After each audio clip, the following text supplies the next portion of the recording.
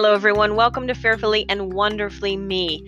Today's episode continues our series on the elements of personal growth and transformation.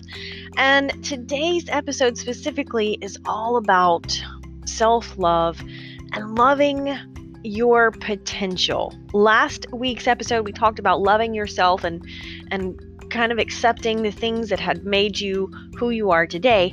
Now let's talk about the future, right? Last week's episode was about the starting point and where you are. This week's episode is all about where you're going. I want you to fall in love with what would happen if I fill in the blank. Whatever your blank is, I want you to fall in love with that concept of what would happen if I did whatever it is that you want to do or dream of or want to take on. Because here's the thing, if you've heard that it's kind of a cliche, hope is not a strategy. But let me tell you, if you don't have hope that the future is going to be better, you're not going to work to do anything about it, to make it happen. And life doesn't get better by accident, right? We don't get better by accident. We've got to put the work in, but we have to believe that it's possible in order to do anything about it. Because if you don't believe it's going to be better, then you're not going to be willing to be like, well, if it's not really going to happen, why would I bother to do it?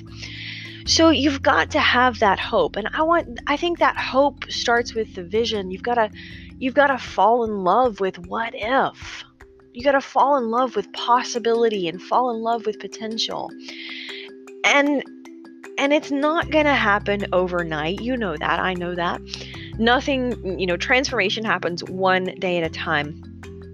But being able to keep that potential firmly in mind and that possibility and say, what if I do this thing or create this thing or start this business or run this 5K or, what if I do get stronger and healthier? What if I do lose some weight? What if I gain some weight? What if whatever it is that you want to do, because there are going to be days when it's not easy, right? And you already know that. Everyone gets fired up around January because of New Year's and New Year's resolutions. And you're like, man, this is going to be the year that I do this or XYZ. And then 14 days later, you've completely forgotten all about it, right? Because that's when, you get fired up, but it doesn't last. And you've got to have something that's going to carry you through the difficult days. You've got to know why. It really, it comes down to your why.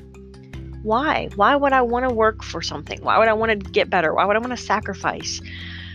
You got to know why, because that why is going to give you the strength and the discipline to keep going. And so you've got to know, that's your potential. That's the possibility, is know why you're doing it in the first place. I love Howard Thurman's quote that says, don't ask yourself what the world needs.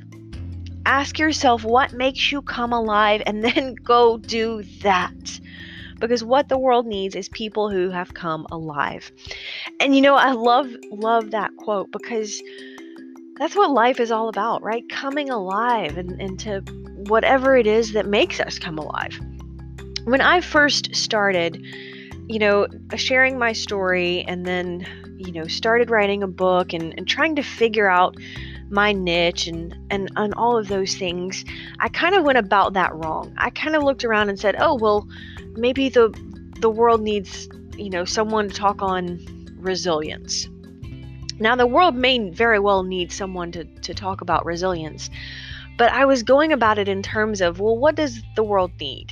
Right? Rather than saying, what makes me come alive?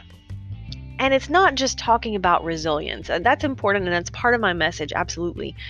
But what makes me come alive is talking about you being able to be resilient and growing into your potential, not just overcoming something, trauma or tragedy. That's important. But it's the next step. It's the overcoming that and then using that to springboard into the future. That's what makes me come alive. And that when I realized that, then it was like all of my energy shifted and suddenly just kind of became more focused. And that's a growth journey, right? You might not know right now today what makes you come alive, but that's why we grow, because part of that growth and the benefit of growing is realizing that focus, is developing that focus over time and sharpening that focus, I think. So, think about that, because you've got to fall in love with that. You've got to fall in love and be in love with your potential. Hal Elrod reminds us, we mistakenly believe that who we were is who we are, and thus limiting our true potential in the present based on limitations of our past. And I want you to fall in love with the potential, right? Because the limitations that we create based on our past are what is holding us back. And your version of what would happen if I fill in the blank, it's going to be unique to you. I hope you are really, really thinking about that possibility as a possibility, right? Not just as something that'd be nice if this happens, but no, what if it really did? What if you start that business, that photography business that you've been wanting to start? And what if that means you make some extra money and now your hubby doesn't have to work overtime, right? Then suddenly your quality of life gets better, your family life gets better, he's got more time to spend with the kids.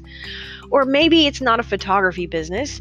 Maybe your version of what would happen if I is, hey, I want to get healthier and be a better version of myself so that I can be around to play with my grandkids or my great-grandkids.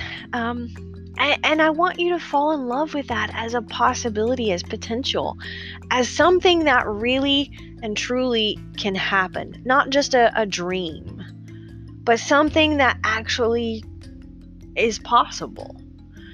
Because when you grab onto that, then it's going to be so much easier to say, okay, today I'm going to take one little tiny step forward towards that. Right? And it's, everything that's created in the world is started as a vision in someone's head. The iPhone that we have today was, at some point, we didn't have iPhones. I mean, I can remember when we didn't have iPhones. I can remember when we didn't have smartphones. But iPhones first existed as a vision in somebody's head and said, well, what if we could do this? Everything that's created, a beautiful skyscraper, was first a dream and a vision in some architect's head. Airbnb was, at some point, it didn't exist, and somebody fell in love with what would happen if we did this? What would happen if we created this? And, we've talked a lot about self-limiting beliefs, and sometimes we're not even aware of what holds us back. And that's why it's so important to fall in love with your potential, because you're much more likely to make it a reality, and you'll overcome some of those limiting beliefs, even if you don't necessarily know or are aware of the fact that they're there, because you'll have something to strive for. And if you focus more on what's possible, you quit focusing on what's not possible, and that's important. Now, here's the thing. When you fall in love with your, what if I did this? What if I dreamed this and created this and built this?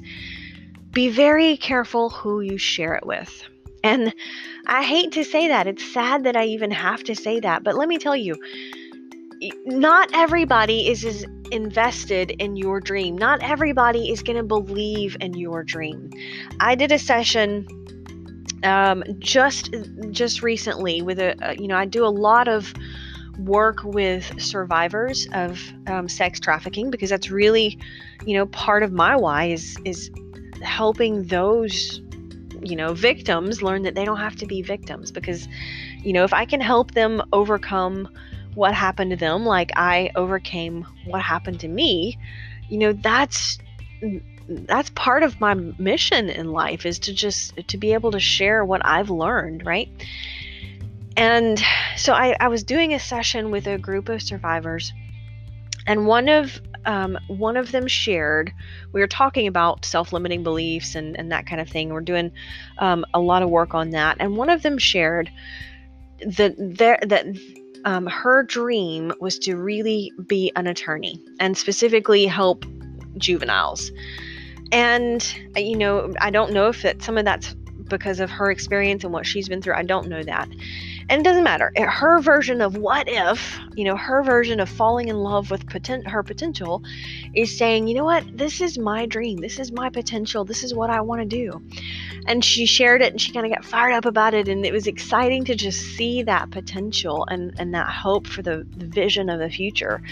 And, the best thing I can say to her is I absolutely believe you can make this happen. I know it's going to take some work.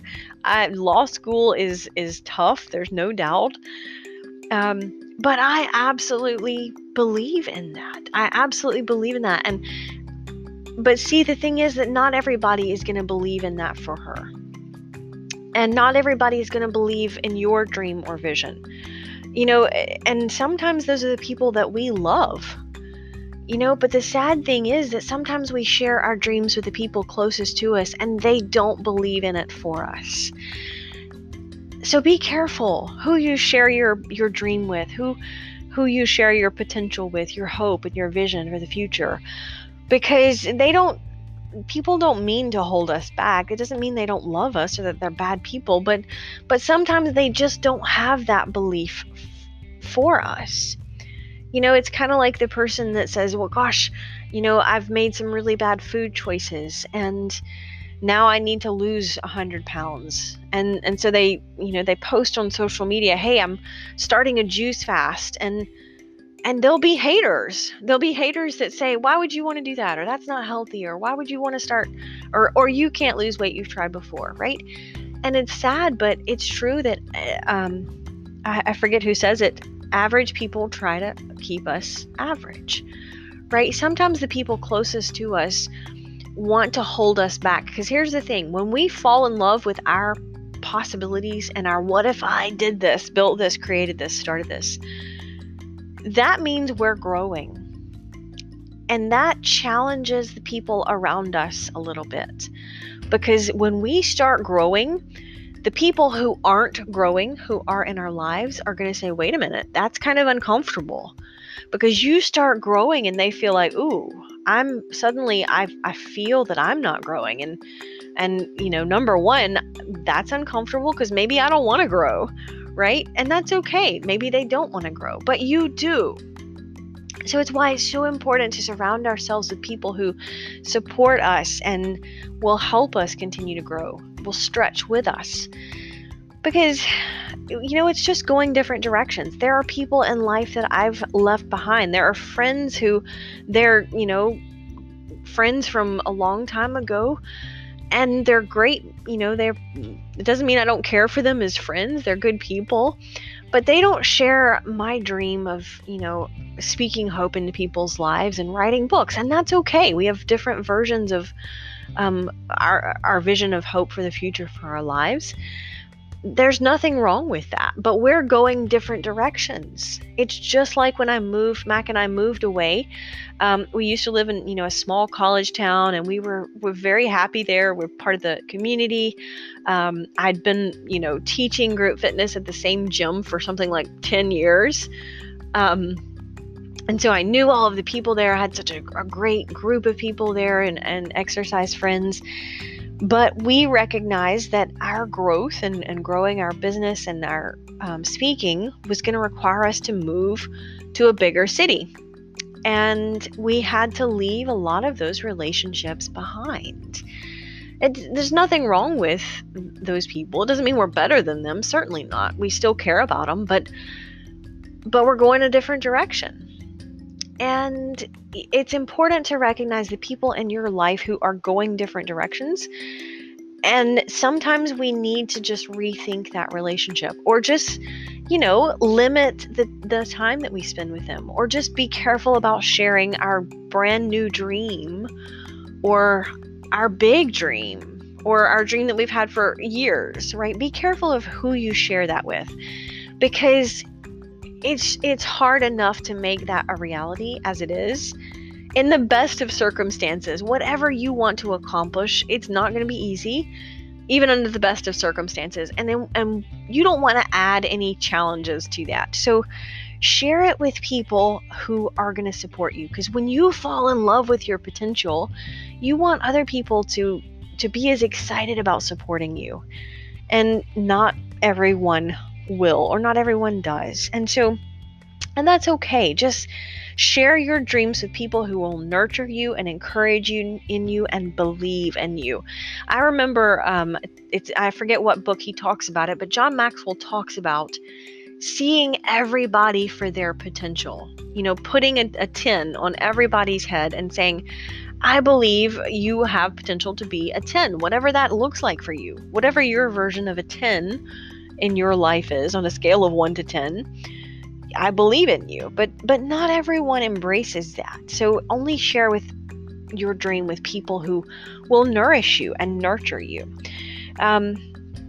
Don't give anybody else veto power over your dreams. When you fall in love with your potential, you got to fall in love with it, and that means you defend it. And so don't give anybody else the right to say, no, you can't do that. Don't give anybody veto power in your life, because some people are happy with settling, and that's okay. That's great for them, but you're growing and you're on a different journey.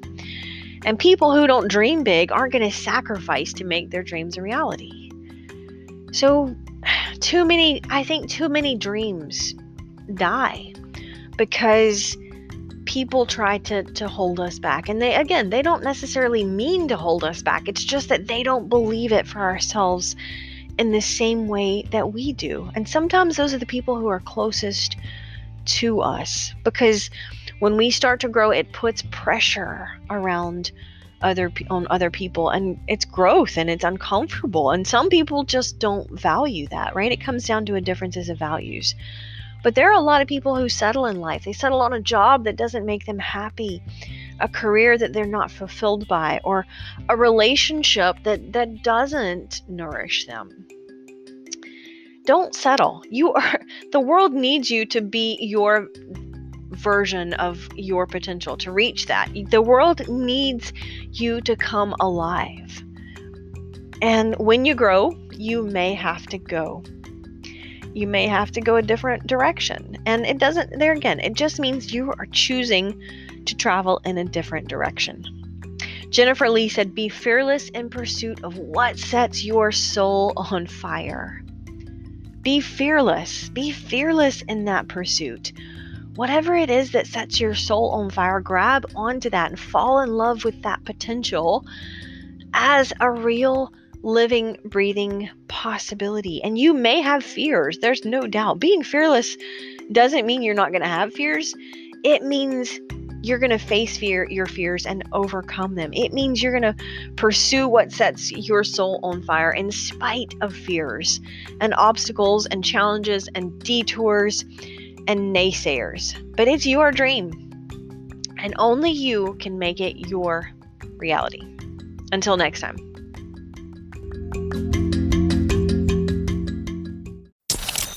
Start increasing your influence and maximizing your potential with Ria's audiobooks.